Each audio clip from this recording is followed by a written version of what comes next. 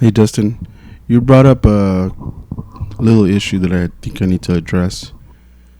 Maybe I have. I'll look at the code before I send it out. Well, what happened in your case was you set this max stop range to 20. And what this does for my version, if you set that to 20, no matter what size the box is, and I'll tell you what the box is, I'll show you, you're going to have a 20 pip stop on the first trigger. So you got, for your first trigger, you got a 10 pip take profit and a 20 pip stop.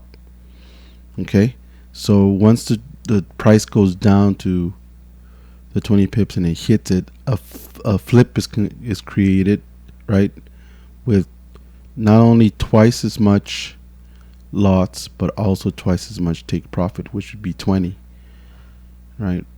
And the stop, I think, is still 20. Yes, the stop is still should be 20. But you brought up a good issue, and I'll show you why. And let me go over to the chart. So here we have it. Here's the 10 o'clock candle. Here's the high of the candle and the low, and these two values should match this high number and this low number. And of course the difference is the range, high minus low. So this is a 10 o'clock candle, right? Now once that establishes these two levels, so we have our trigger levels, price starts here, it shoots up, it hit the upper trigger, profit probably up here 10 pips, stop loss 20. Okay, price comes down, hits the 20 pip stop, it opens up a new trade with twice the lot size, and now the target is 20 pips. Right now, why is it here so close? Well, it's 20 pips from here to here. So that's an interesting thing. There's a couple of ways I could do this. I could put a switch, in the input saying take the profit from, or I could have the EA calculate.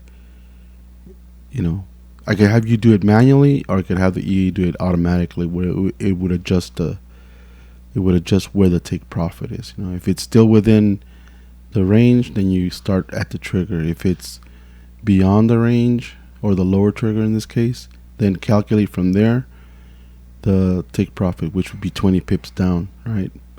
So it would have taken you a little bit longer, or maybe you would have been stopped out. I think you had a 9.5 pip stop break even or something like that.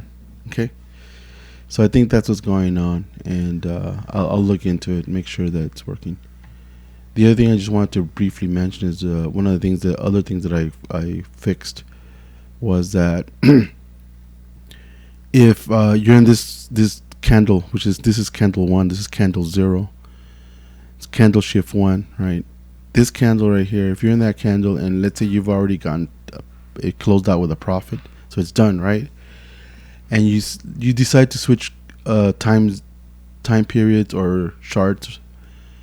What happens is that when you do that, the EA will reset everything with this version, right? It will reset everything, and if price is still beyond, which like in this case it would be, right? Let's say price was right there, and you came back and you switched.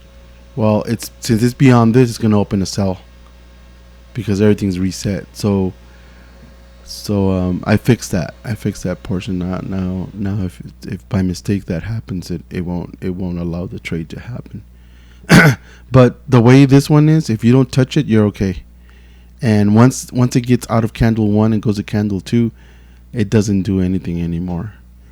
But that was an issue that Danny he had the other day.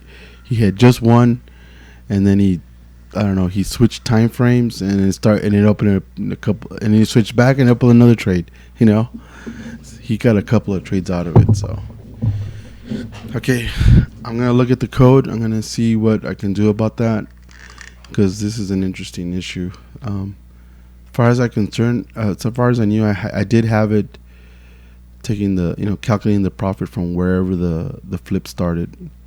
but I think I had to change it because yes, I had to change it due to something that had happened up here recently, where I barely missed. What had happened was I had hit the upper trigger and price went up, and probably it was probably point 0.1 pips away from the take profit, right? And I didn't have the break even set like I do now, and price just went down and hit the stop, right? What had happened was that price, the buy had been taken higher than the trigger, just a couple of point pips, point 0.1, point 0.2 pips, whatever.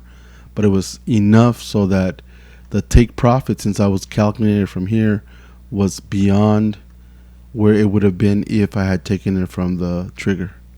That's what happened. That's why I made that change. But now this is a different condition that I didn't think about, and I have to fix this one. This one does have to be adjusted. So I'll probably have the EA do it automatically then. That's the best thing to do. Yeah. Alrighty, take it easy. I'll let you know.